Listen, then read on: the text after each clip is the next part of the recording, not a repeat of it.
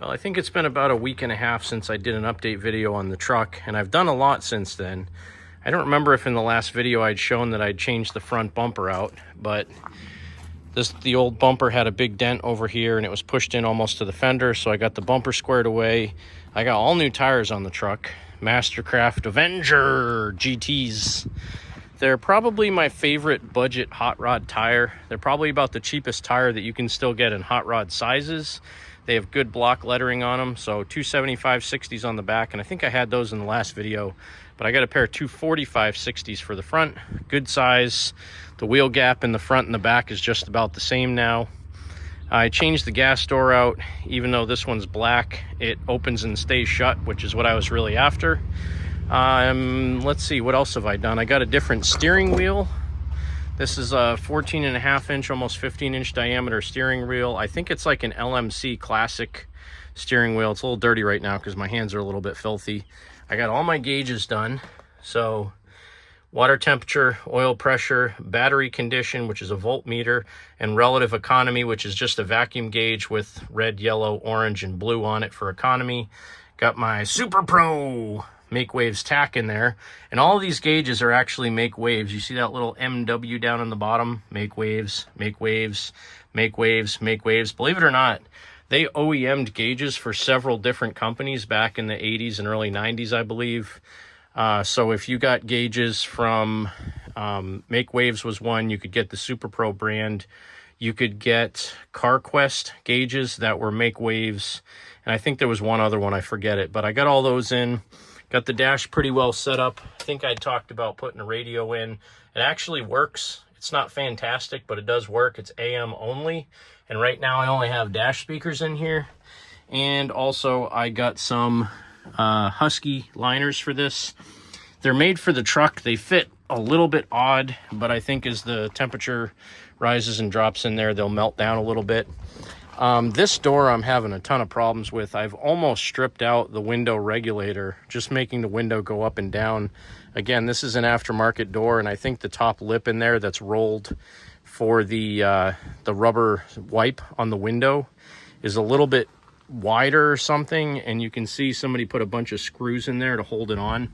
So this window is really difficult to go up and down. I got a buddy that has tons of square bodies, and I'm going to buy a regulator off of him. But what I'm working on today, this thing is a dog. I mean, I've been driving the snot out of it, and, you know, I've been slowly working on fixing a few things. The vacuum line to the transmission was really crappy. It was the wrong size hose. Somebody had put an 1/8-inch hose on it down to the steel line, and then a little tiny piece that was falling off the vacuum modulator. So I put a new steel line in there, put new hose on both ends of it, 3/16 the whole way down. Or actually, I used 1/4 inch all the way down. So much better vacuum line going down there. So it's been shifting a little bit better, but it still shifts into second and third at only 3,000 RPM. And this carburetor is a dog. The secondaries never open up on the thing.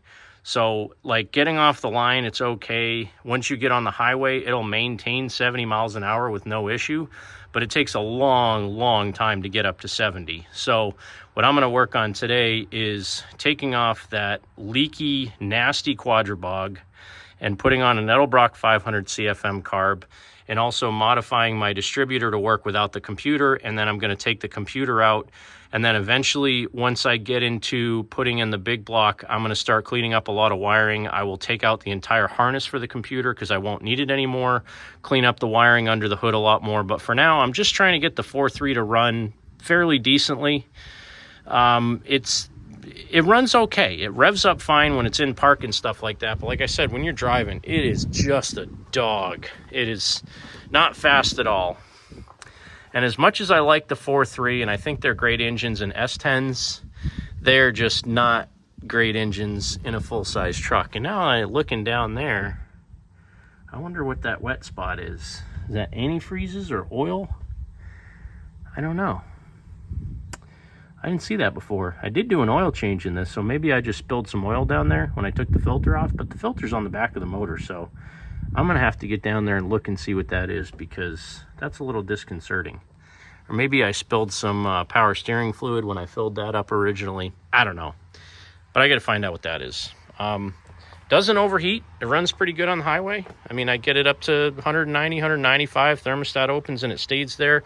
I got the temp sender right next to the thermostat housing, so it basically, once it gets up to 195, it stays there because the heat in the engine should be about that temperature. Probably end up leaving that on the intake in the new intake when I put in the big block as well. But I'm just going to do some tinkering. Let's see how much I can get done. It's about 91 degrees outside. Little breeze. Breeze is welcome, but Moses sandals, as Derek would say. It is hot out here. So let's see what I can get done.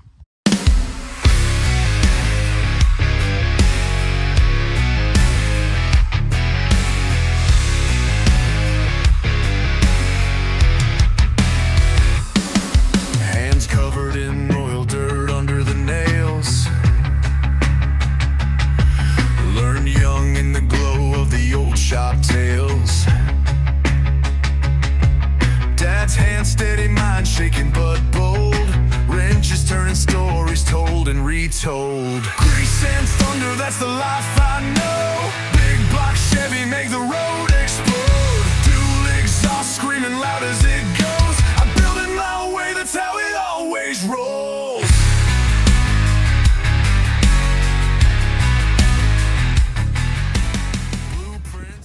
Taking that Quadrajet off was sure easy. I scraped off the gasket surface, which was pretty easy as well, because luckily those really thick gaskets don't tend to stick to the intake manifold. It's a GM cast iron high-rise 4.3 liter carbureted intake manifold. Now, because I'm putting a square bore carburetor on this, what I'm going to have to do, now that I think about it, I don't think I have an adapter for this, which stinks because I made 3 trips to the auto parts store yesterday. Looks like I'm going to have to go again because I need the adapter plate to go from a square bore or a spread bore to a square bore. Now, I can put the Edelbrock directly on this because it has bolt patterns for both a square bore and a spread bore intake manifold. The problem is the primary butterflies are bigger than what's on this, so they won't line up. They'll hit the intake manifold. Bad things will happen. So I need to figure out my spacer. I was originally just going to put an aluminum spacer on there, but the aluminum spacers typically only have one set of holes. So I guess I got to go see what I have in the garage first. The next thing I need to do, this harness that goes to the intake manifold from the computer, what I'm told is that you have to take the black wire and the green wire, cut them and splice them together, and that bypasses the computer for the computer controlled distributor. Then basically you just set your timing like you normally would. If you want to use vacuum advance, you can. If you don't want to use vacuum advance, you just don't use it, and then you use straight mechanical advance. So I'm gonna try to cut them on the back side of the plug with enough wire left that I can splice them back together if need be. And then I'm just gonna cut the brown and the white wires and just leave them cut.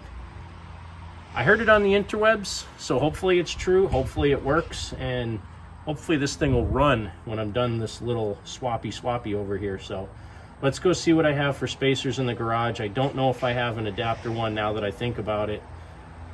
So yeah, let's start with that and see what I got for adapters. Well, herein lies the problem. This is the base gasket for a Quadrajet. It's on the intake, it goes this way. These are your primary ports. These are your secondaries. They always have tiny primary ports and large secondaries. I've read a lot about Quadrajets on the internet, basically stating that there's really only 2 size Quadrajets. There's like 750 and an 850. And the way that they cut down on the overall CFM is they limit how much the secondary butterflies open. Now on this motor, it doesn't sound like the secondaries open at all, or if they do, they're just barely cracking open. I don't want too much airflow on this thing, but the 500 CFM primaries are a little bit bigger, so it'll give you a little bit better boost off of the get-go, and it has full mechanical secondaries with an air valve so that it only uses as much fuel as it can. Now the problem is, this is a standard square bore spacer, and I have a few of these in different thicknesses, but the problem is when you're putting a square bore carburetor on in place of a Quadrajet, the holes don't line up. Now an Edelbrock carburetor actually has holes for all the sizes for a square bore intake or a spread bore intake, but the problem is if you just drop an Edelbrock onto a Quadrajet intake manifold, you can see where the butterflies are on the Edelbrock, which would be the same as on this spacer, don't match up with the primaries on the Quadrajet. So even though I have like 4 different spacers like this, I don't have one that adapts a Quadrajet to a square bore, so I have to go back to the auto parts store again. Well, now after spending 45 minutes ordering parts and going and pick them up, I got my carburetor adapter, I got some 3/8 fuel hose, a solid 3/8 line, and I got a new serpentine belt for this because this one's a little bit worse for the wear. So now we're just going to boogie on and get this together. Typically I don't like these adapters, but typically I also don't run Quadrajet intakes because I don't like Quadrajet intakes. I feel like putting an adapter from a spread bore onto a square bore carburetor kind of hurts performance, but in this case it's a 4.3 liter V6. Performance is negligible anyway, so we're just going to do the best we can to make this work. So let's go ahead and get this stuff swapped over. Grease and thunder, that's the life I know. Big block Chevy, make the road explode. Dual exhaust screaming loud as it goes. I build it my way, that's how it always rolls.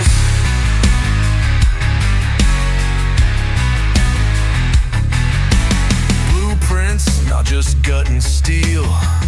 Feel the roar, it's the only thing real. Cut, weld, twist till the dream aligns. My own machine, no assembly lines. The engine hums, it's my heartbeat's twin. Fire it up, let the chaos begin. Grease and thunder, that's the life I know. Big block Chevy, make the road explode. Dual exhaust screaming loud as it goes. I build it my way, that's how it always rolls.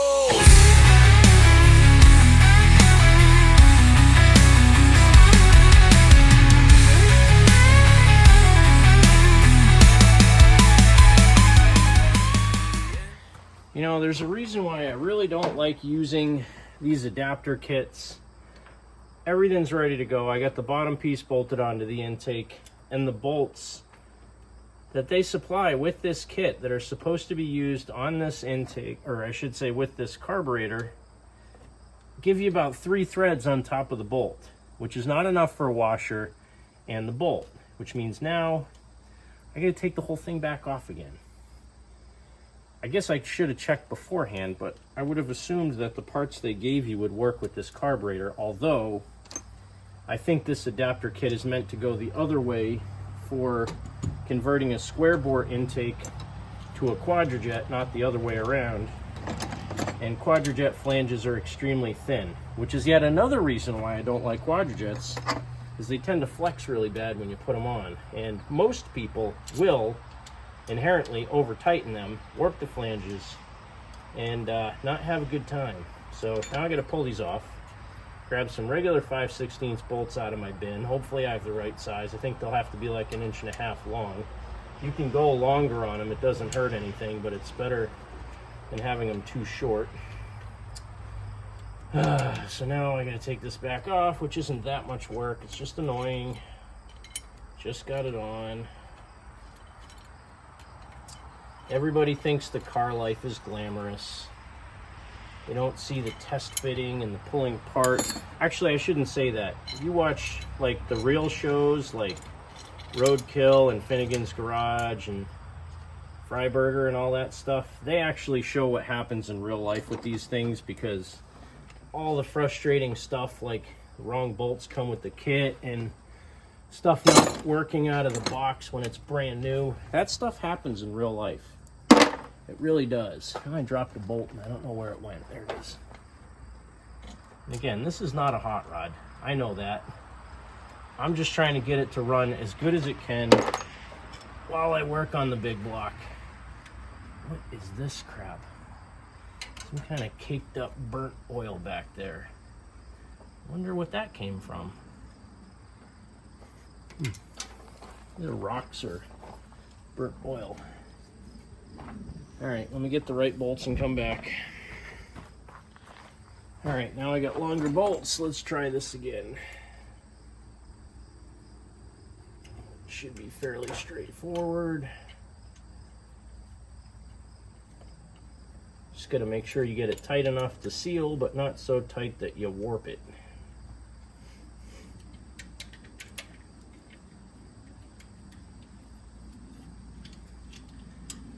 I really do enjoy working on cars when I don't have to. Said that for years. My dad, years ago, when I was trying to figure out what to do with myself for a career, I told him I wanted to be an auto mechanic, and he said, James, don't be an auto mechanic for a living.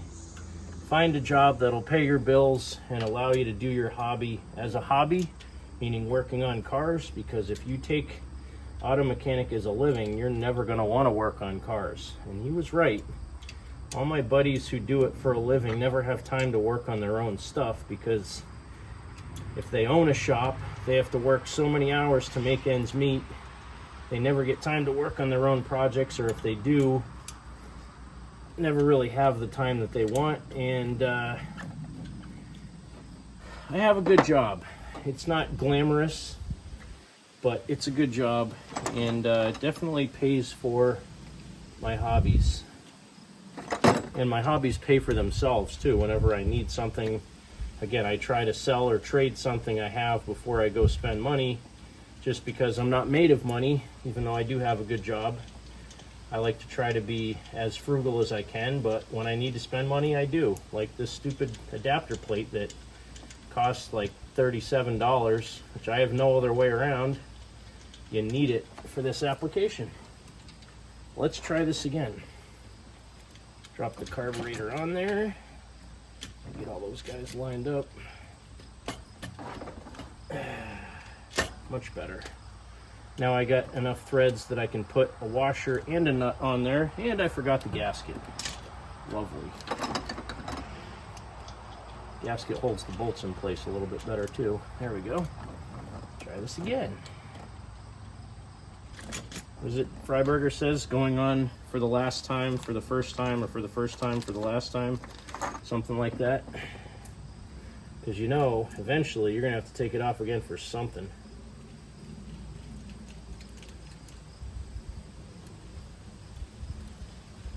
This is nice. Glad I saved this carburetor. I had this on my Bel Air when I was running a 305 in it.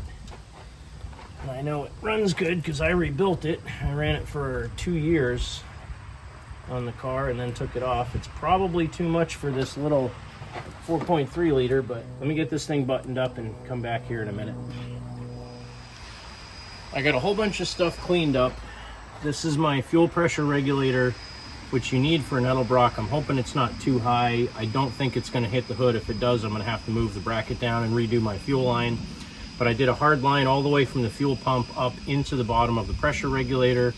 This side of the pressure regulator is plugged. I have a gauge on it so I can set the pressure.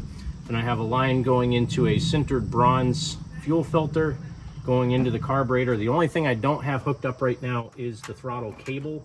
I have to modify the bracket somehow because I did not buy a custom bracket for it for right now.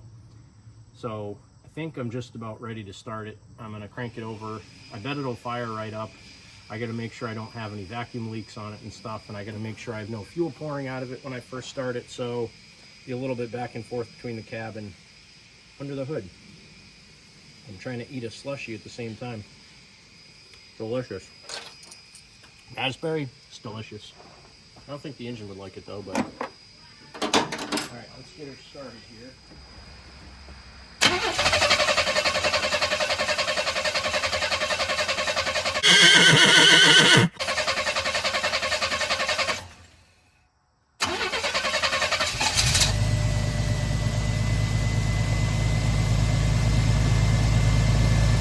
Don't treat her like a kid. Oh boy, almost no fuel pressure. And like 2.5 pounds, I need about 6.5.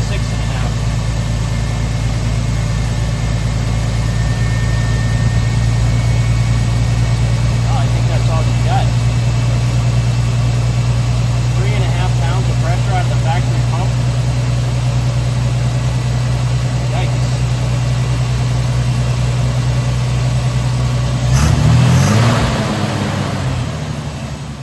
It is running now. I got the fuel pressure regulator in. Fuel pump only puts out about 4 pounds of pressure, so it's not terrific, but it's enough to get it to run. I got this is a Summit brand sintered brass or sintered bronze inline fuel filter. You can replace the elements in those, so they're good to have. And I got this nice big tri-power looking triangle 3-inch by 14 air cleaner on there. It looks a lot better than the little dinky 10-inch one I had on there.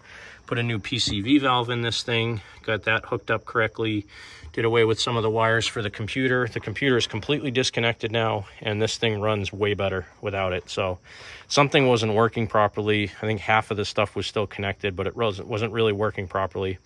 So soon I need to get in here and clean up all the wires that go for the fuel pressure or for the oil pressure and for the water temperature sending units, the vacuum gauge and everything. But for now, it's all back together. It's running. It was a little bit more work than I thought, like usual. Had to do a little MacGyver work on the throttle cable here. So I had to make a spacer to go on the throttle cable to push it further away to take up some of the slack in it.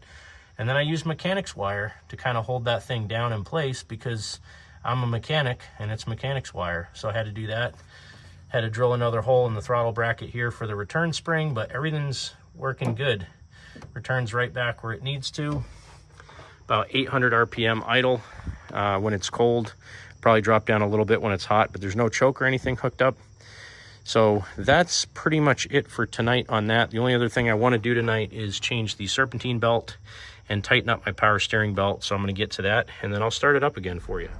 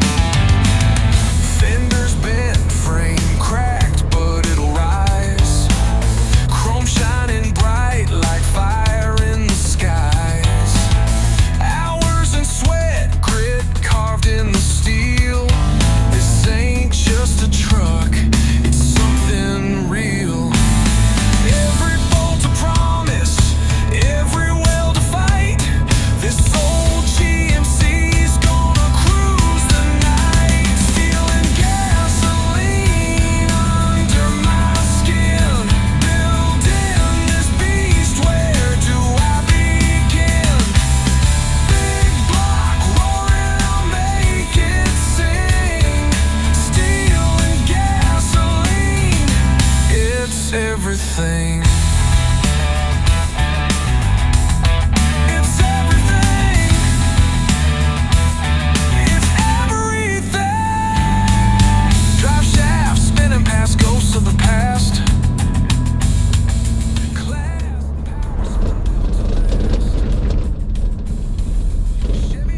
Windows and stuff rattling because there's like no felt left anywhere, and that right front brake squeaks because it's got crappy pads in it.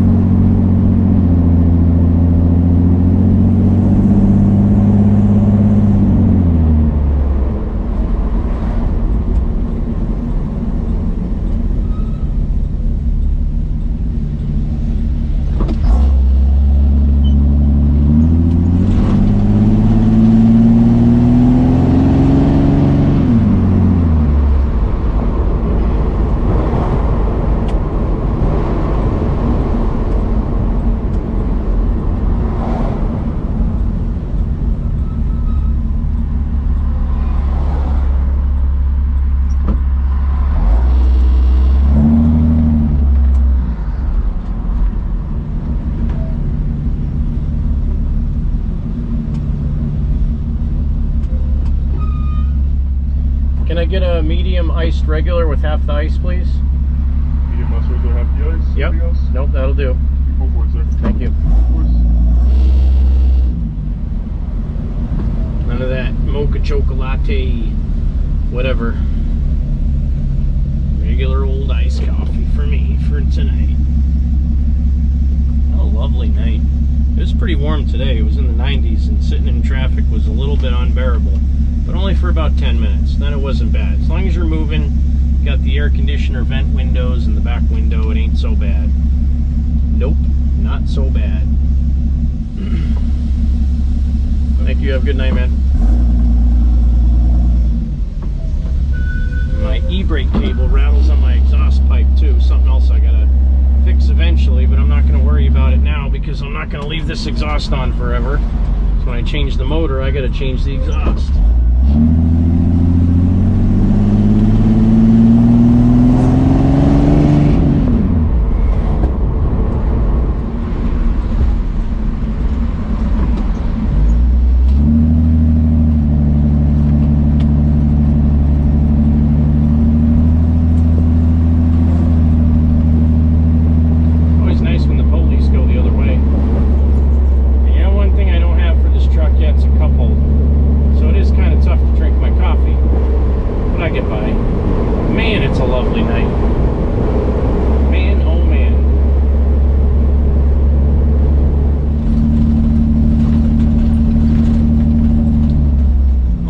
Until next time, that's going to do it for this video.